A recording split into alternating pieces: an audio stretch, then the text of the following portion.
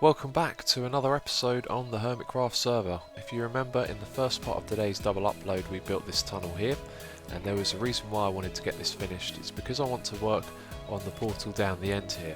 So when I go to the desert, which is what this links to collect sand, I find that I fill up my inventory really quickly, and then I have to take a trip all the way back through here. So it's a real pain to go there, harvest some sand, and then walk all the way down here to my chests and then all the way back again. So what I thought we could do is try and set up a transport system where we can send minecarts through a nether portal. Now, I've not really seen anyone else do this, and I have no idea if it's really possible. I know we can send things through portals, but if we can send minecarts through a portal and back onto a minecart track, that I do not know.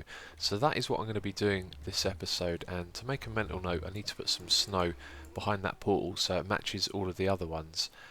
So I guess the first thing we need to do is figure out the direction that we're going to send the minecart in. So we want it to come out the opposite way that we go out. So when I walk forward... Oh, that's not good. I guess I could have built this on the wrong axis, like I didn't rotate it correctly, so that might be something that I need to fix straight away. So let's face forward, and we come out facing the side. Okay, so the first thing I'm going to do is rotate the portal. So I've rotated our portal, but we have some strange behaviour. If I head through from this side, and I've just had the idea to reignite the portal on this side, you can see we face sideways, and then when we go in from this way it's going to come out the way that we want. So I'm just going to reignite the portal on this side, and then we'll see if that fixes it. Okay, so that didn't fix it, and I guess these nether portals are strange. When I go through from one side to the other, I come out facing this way. But at least we can go this way and come out facing the way that we want. So I guess we can do a test now. I'm going to set up a minecart track on either side and see if we can send it through. So we're ready to do our first test, but what I've noticed is if I stand on the left hand side of this portal, when I go through I always come out standing in the middle, so that might cause us some problems here. But otherwise it's lined up on the same side on the other side of the portal, so let's push this through. And that is not what I expected to happen.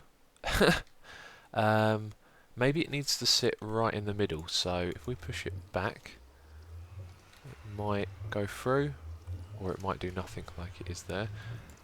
So let's put some blocks on the other side.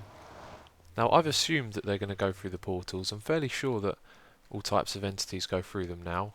Oh, please don't tell me I'm completely wrong and it hasn't been added in. Oh dear, it would appear that what I planned on working on for this episode won't be possible. Okay, I'm going to go look it up because I think I've made a big assumption here. So apparently this does work. I haven't made an assumption here. Minecarts do go through nether portals, which is what I thought I remembered being added to the game. So yeah, it doesn't work. And I've been talking to Dinnerbone, and he's been asking me to try different things, like try and get the furnace to go through, or try and get a normal minecart to go through, and I've been having no luck whatsoever. Those entities just went through, but not the minecart itself. Talking about the item drops then. Yeah, so nothing's happening. Which is kind of annoying because he also said that to get them through the portal and then back onto tracks on the other side would be a bit of a challenge, and that's kind of what I was looking for with this project, but it looks like we might not be able to make any progress at all. So Dinnerbone logged onto the server and came to check this out, and he thinks it might be a bug, so I'm going to have to wait a while before I can do much more, and it looks like we might have to put this project on hold though. So there is another project that I have in mind, something I've been meaning to do for a while now, and that is to rebuild my little snow golem farm over here. This is a real basic thing, but the way I've built it, I've just dumped it on the ground, and occasionally I accidentally break the dirt with my shovel, and yeah, we need something that's going to be a lot more permanent and the best possible efficiency. Now I know something that I don't ever see a lot of other people doing when they harvest snow, which is if you hit it from a downward angle, so you hit upwards like this, you actually harvest it a lot faster. So what I used to do is remove this netherrack so I'd be lower than the snow that I was removing, and then yeah, I'd use it like that. Now there was another trick that we used to do a long time ago on the Geomine server, which was to put a couple of pistons down and push them into the snow golem, but it would have a block on the other side, and it wouldn't take any damage because the piston head when extended is transparent, but it would move it on top of the block in a weird manner where it would lay down 2 layers of snow so you could harvest it twice as fast. And we used to be able to go through iron shovels very quickly, just a matter of seconds to get through a whole one. So I want to see if I can still recreate that. It's possible that it's been patched over the updates because it was a long time ago that that happened, probably around maybe just under a year ago that we were doing that. So I brought with me some obsidian since we're not going to be able to break that easily, and then that would make a good block to put the snow on. So I've been playing around with this for a bit and I'm not sure that the piston trick still works. Now I remember that you used to have 2 pistons, but if you put one down here it'll extend and remove the snow that you're trying to do. So I've got them at the same height, and this one here obviously does nothing really because it doesn't push the snowman, but this one round here, that one pushes him over this way slightly. Now if you stand at the downward angle and just watch how fast the snow harvests, see, that's really fast. Oh yeah, there's another thing that you can do. If you press F3 and H, I think I did that wrong. Oh no, I didn't. Okay, you can see the durability there at the bottom. That's a really cool little trick. And I'll just do that again. Let's see how much it went down by. It only went down by 5, although we do have them breaking, so it'd be a cool idea to test this with the same thing on a shovel without unbreaking. And I just had an idea that perhaps what we could do is create a water collection system as well, because you saw that some of that went all over the place. So yeah, I was doing that with the piston up here extended, and if I just retract it, you should see that there's barely any difference at all. So we harvest it like that again, it goes super fast, but I don't think it really made any difference. So one other thing that I've forgotten about is you used to have it like this as well, where you would harvest across 2 bits. But if you look at this, the animation for harvesting the snow only appears on the right. If I move over to the left, it only appears on the left. And what I think it used to do is you used to harvest it on the right like this, and then you'd also hit the one on the left, but that doesn't seem to happen anymore. And I can tell from the rate that the iron shovel is going down that it's not quite as fast as the one we had a while ago. So what I'm going to do now is do some research, do some searching, and see if I can find someone who's got some information or a video on this, and if not, then I'm just going to build this somewhere with a nice little water collection system underneath. So I think I've found the fastest way of harvesting this. If we use soul sand, the snow seems to drop down to the block below, and then if we aim up like, okay, I don't know why that stopped, so let's just reset this quickly. It was working fine a moment ago. And yeah, this seems to me like that's slightly faster, or even a lot faster. And if you look at the iron shovel, it's going down really quickly now.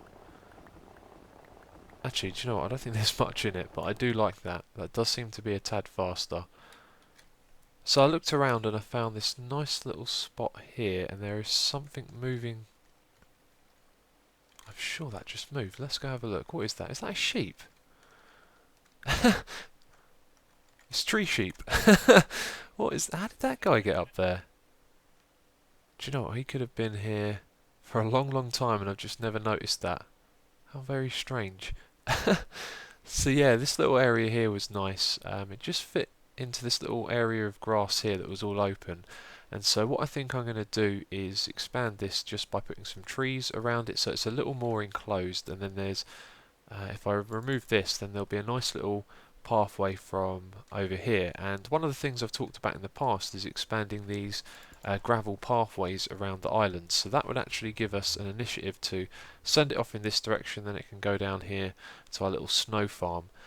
So one of the other things that I want to do is continue this, which we'd done a long time ago. This is way back when we first came to Avalon. I was talking about making this really dense tree area with some fenced off bits like this, and this just happened to be here, so I thought we could continue that. I've added in those bits there, and I want to improve on that as well, so it comes all the way around the side, up round to around here, and then goes along here. We'll have a lot more trees, and then we've got a nice little enclosed area just for our just for our snow farm.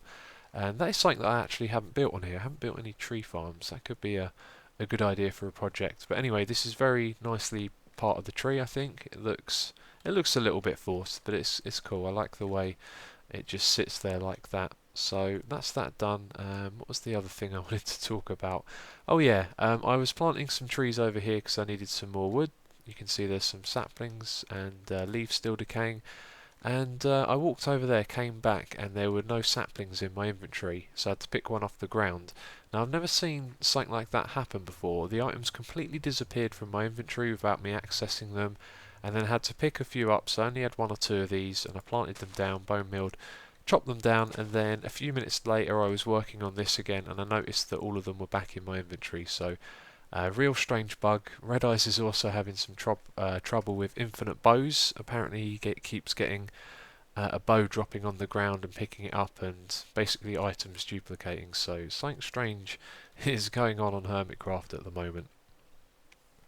So the way that I planted the trees around here is absolutely perfect. I love the feel of this. This is really nice, the way you walk into this open area with lots of trees around you.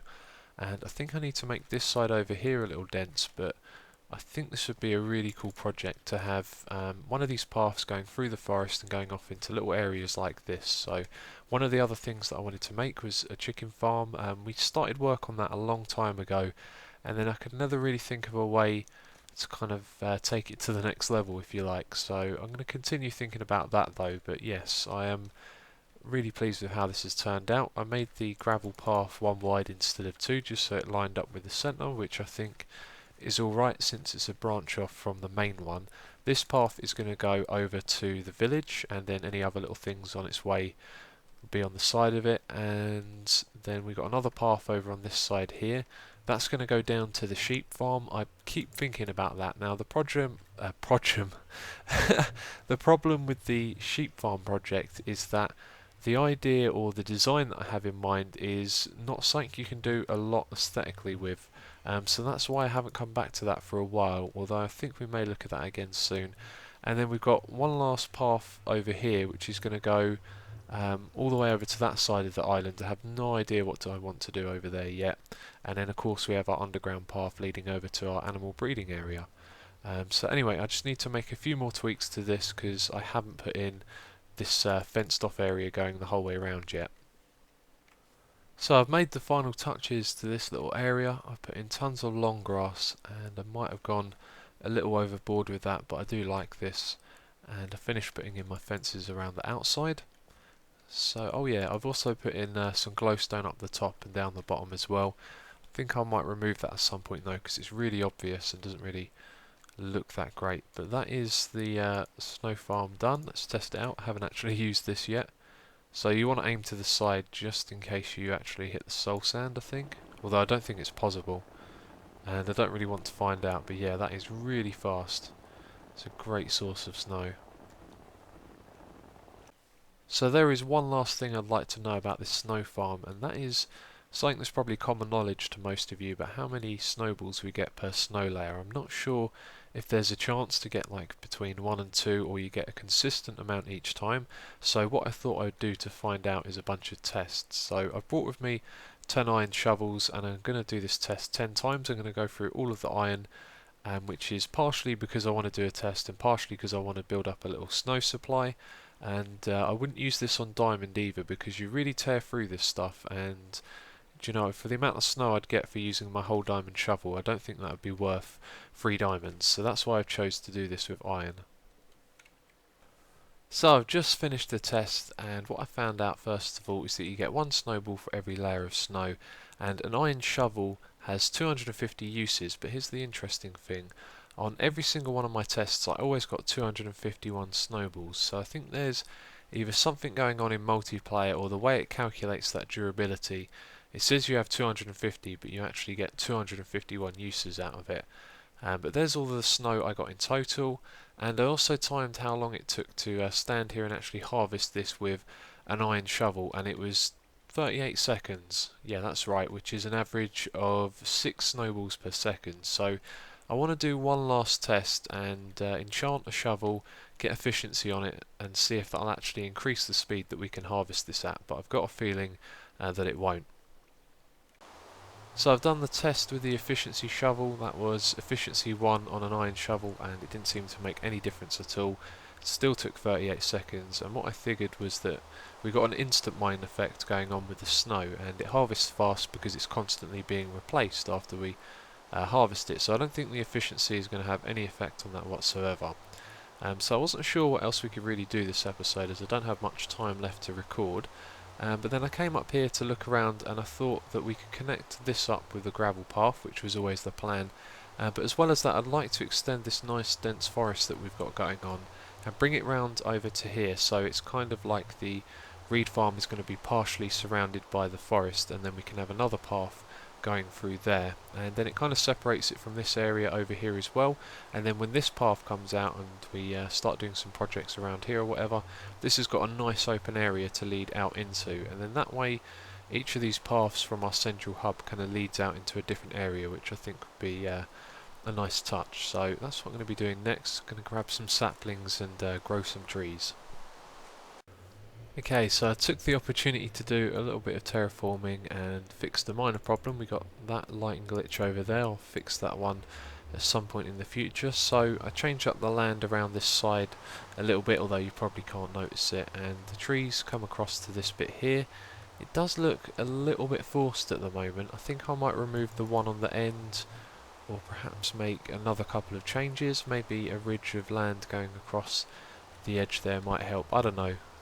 But it does look a little unnatural compared to the normal Minecraft. But yeah, if we pop down here, I think this looks really nice now. There's trees all around, and I think one of the things that is making it look not so natural is all the dirt, where I've just done a bit of terraforming. So when that's all grown into grass, it should all look good. And I like the way this leads up to here. We've got some trees around this side as well. None of these were here before. And then it's all open around the other side, so I'm pleased with how that's turned out, although I think I'm going to have to make some more modifications in the future. So that's all we have time for this episode, and last of all, I just remembered something that I keep meaning to mention each episode, but I always forget.